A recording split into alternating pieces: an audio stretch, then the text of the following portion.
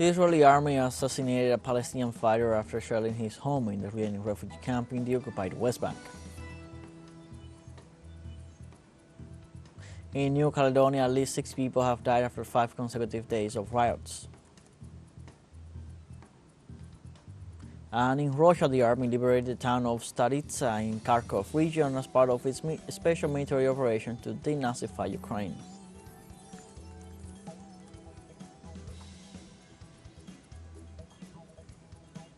Hello, welcome to From the South. I'm Luis Alberto Matos from the TeleSUR studios in Havana, Cuba. We begin with the news.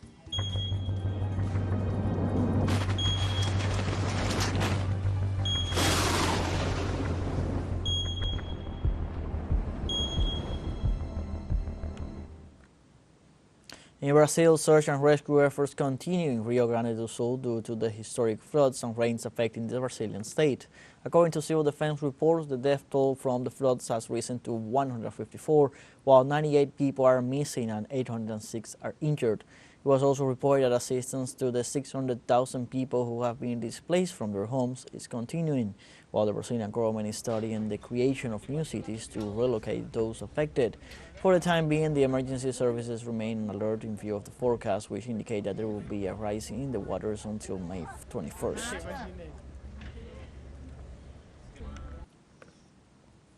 Meanwhile, the federal government mapped 1,942 municipalities susceptible to landslides and floods. It represents almost 45% of all municipalities. The study revealed that within these affected areas, more than 8.9 million Brazilians live. This figure represents 6% of the national population.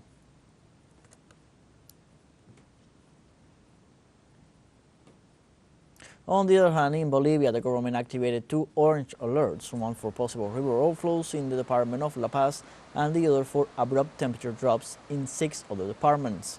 According to the National Meteorology and Hydrology Service, the alerts are due to the entrance of a cold front that will cause a drop in thermometers between 9 and 12 degrees in the next few days. The Meteorological Agency also predicted sudden increases in water levels with possible overflows in the basins of the Beni and Desaguadero rivers. In other news, the people of Venezuela mobilized nationwide to express their support for President Nicolás Maduro and to demand the U.S. government to lift the sanctions. Hundreds of citizens came together in the plazas of the country in support of the President Nicolás Maduro's candidacy and to demonstrate their commitment to the future of Venezuela. The mobilized people reject the unilateral coercive measures imposed by the United States that affect the people.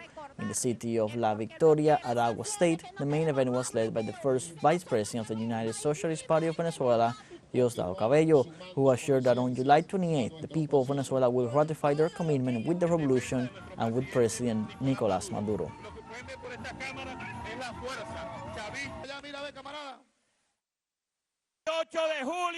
This July 28th, the people will take to the streets once again to say Nicolás Maduro is the president of the Venezuelan people, here in these valleys.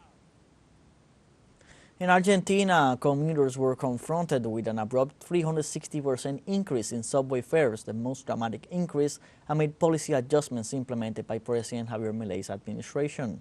After hearings that went on for several weeks, on Thursday, a judge lifted the order which had temporarily blocked the planned increase in subway fares, paving the way for the change to go into effect Friday morning. So now the price of a single trip in Buenos Aires, the capital, has tripled. This is the first of the next 3 planned subway fare increases to be implemented until August. This first increase comes in the midst of a plan of strong cuts in state investment and subsidies reduction implemented by the ultra-right-wing government of Javier Milei.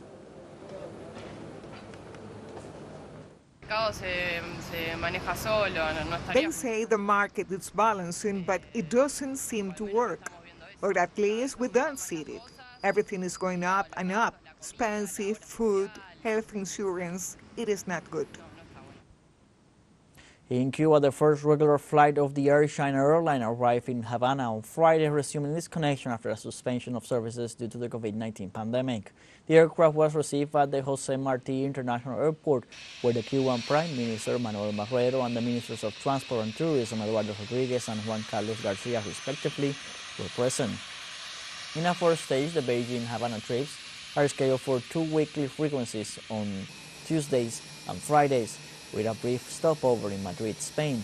In the last few days, the Cuban government decided to exempt Chinese citizens with ordinary passports from applying for visas for tourist trips to Cuba. Air China's first flight from Beijing to Havana was successful. Another surprise is that the presidential decree of President Miguel Díaz-Canel has been issued today. From now on, Chinese citizens holding ordinary passports can enter Cuba without a visa. Welcome to Cuba. This connection will contribute to strengthening commercial exchanges, exchanges at the government level, and also tourism exchanges. Let's take a short break, but remember you can join us on TikTok at TeleSUR English, where you'll find news in different formats, news updates, and much more. Those stories coming up. Stay with us.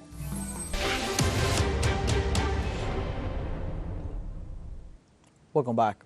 The Israeli army assassinated a Palestinian fighter after shelling his home in the Jenin refugee camp in the occupied West Bank. Hundreds of people bid farewell to the remains of martyr Islam Kamayese, leader of the Jenin battalion affiliated to the Palestinian Islamic Jihad. The organization claimed that the fighter was killed in an overnight Israeli attack while several people were injured. Medical sources confirmed that among the wounded was a girl who suffered moderate injuries from the fragments of the bombardment and the massive explosion.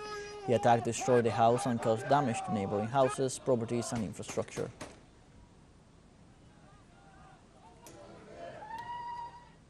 The Israeli occupation forces committed at least 9 massacres in the Gaza Strip during the last 24 hours, resulting in the killing of at least 83 Palestinians. According to health authorities, 105 other civilians were wounded during the attacks.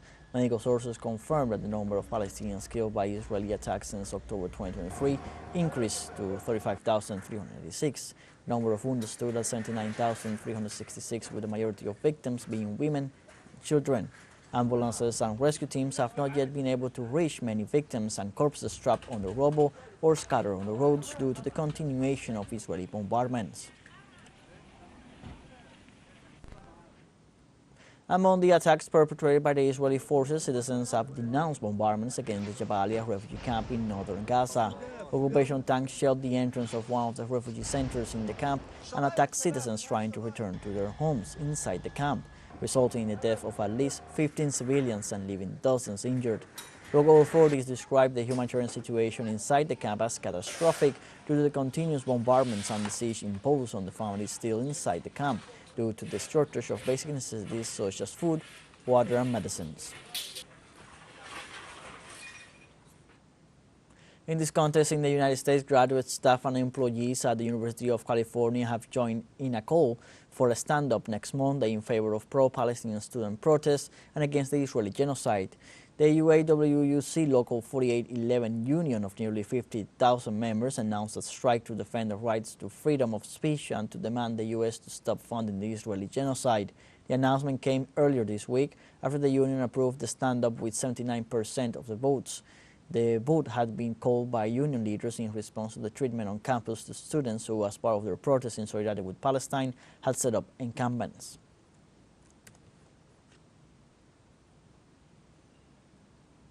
On Saturday, the United Nations warned of the worsening crisis in the Gaza Strip following the Israeli incursions in the city of Rafah.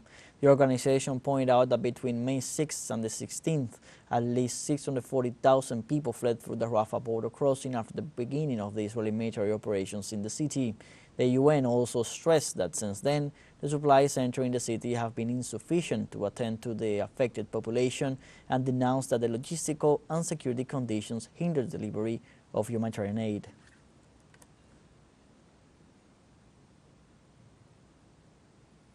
Meanwhile, the spokesman of the World Health Organization, Tariq Yazarevich, warned that the Gaza Strip has not received medical supplies for at least 10 days. Yazarevich warned that the Israeli occupation forces made it impossible to pass through the Rafah border crossing to Egypt, which is essential for the entry of humanitarian supplies. In this sense, the World Health Organization denounced that Israel's actions endanger the lives of the Palestinian people by not allowing the entry of supplies, water, and fuel to supply the few medical centers and attend to the wounded.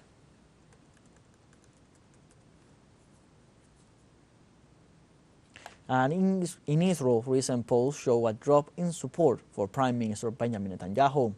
Polls reveal that only 35% of Israelis would support Netanyahu's candidacy to renew his mandate in the event of new elections. According to surveys, 45% of citizens assured that they would support the opposition leader of the National Union Party, Benny Gantz, for the Prime Minister's office. The survey showed that the opposition party would win 30 seats, 22 more than in the current legislature, while the ruling party would lose 13 seats.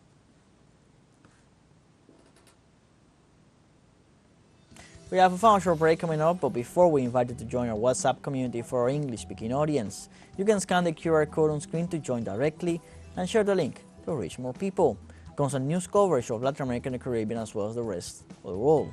Stay connected and informed with TeleSUR. Final short break, don't go away. Back. In New Caledonia, at least 6 people have died after 5 consecutive days of riots. The Gendarmerie commander reported Saturday 1 person died and 2 were injured in the north of the island. Moreover, hundreds of people have reported injured after 5 days of riots and looting. These riots, which are the most serious recorded in New Caledonia since the 1980s, were sparked by an electoral reform enacted by Paris. According to leaders of the indigenous Kanak people, these reforms dilute their influence in the territory's institutions. The riots have led the French government to decree a state of emergency in the territory and deploy over 1,000 troops. In this context, the French High Commissioner for the Archipelago, Louis Lefranc, said France has lost control over parts of New Caledonia. The official said that efforts will be made to regain control over the lost areas and to recover urban spaces. Lefranc pointed out that in 3 metropolitan areas there are hundreds of demonstrators still standing their ground despite police pressure. Also, media reports say the main hospital in the archipelago remains inaccessible due to the clashes which prevent the arrival of ambulances to the facility.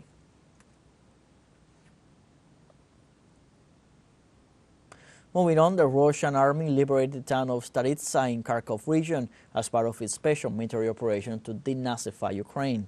The Russian Defense Ministry reported that Ukrainian forces lost up to 150 military in the area under the responsibility of Russia's several group of forces in the past 24 hours, and that the offensive continues, adding that the grouping repelled 4 counterattacks by the Ukrainian forces.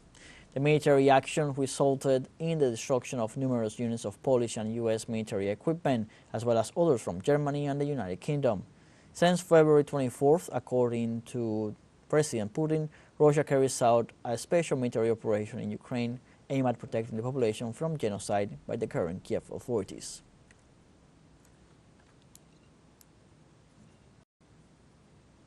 The Russian government reiterated its disposition to dialogue with the West on strategic stability. Foreign Affairs Minister Sergei Lavrov pointed out that this dialogue should not be held from a position of strength and self-exclusiveness, but only in terms of equal conditions and mutual respect of interests. Lavrov also considered it crucial that this dialogue should cover the whole scope of the problems existing in the world in the field of strategic stability.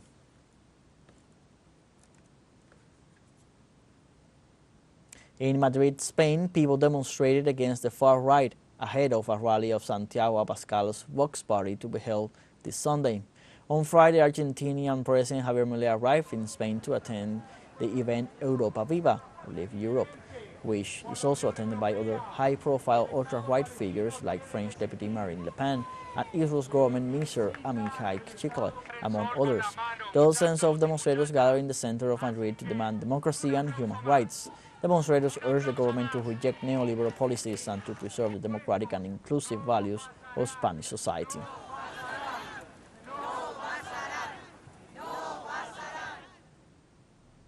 Meanwhile, the Chinese government condemned what it considered to be a provocative naval movement by a U.S. vessel that entered territorial waters without authorization.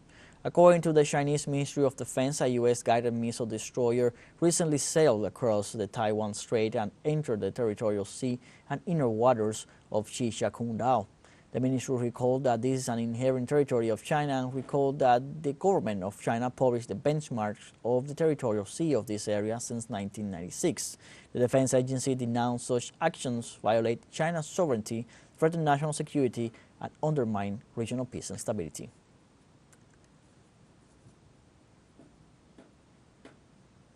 And in the world of sports, Bayer Leverkusen extended their unbeaten run to 51 games to round off an incredible Bundesliga campaign against Augsburg. It marked their 28th win of the campaign and they finished on 90 points. Xabi Alonso proved himself as an elite coach this season and Leverkusen fans will be delighted for what is to come next term.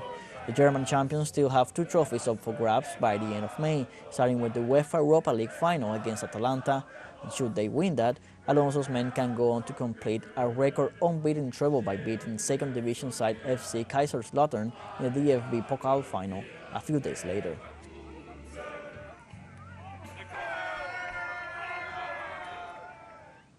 On Saturday, Rio de Janeiro's iconic Christ the Redeemer statue lit up green and yellow to celebrate Brazil being chosen to host the 2027 FIFA Women's World Cup.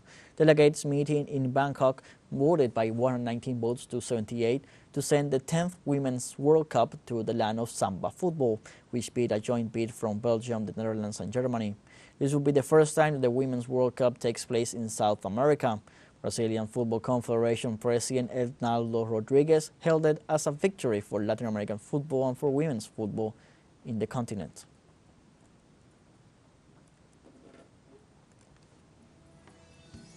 Like this, we have come to the end of this news brief. You can find these and many other stories on our website at telesurenglish.net. Also join us on social media, Facebook, X, Instagram, Telegram, and TikTok. For TeleSUR English, I'm Luis Alberto Matos. Thank you for watching.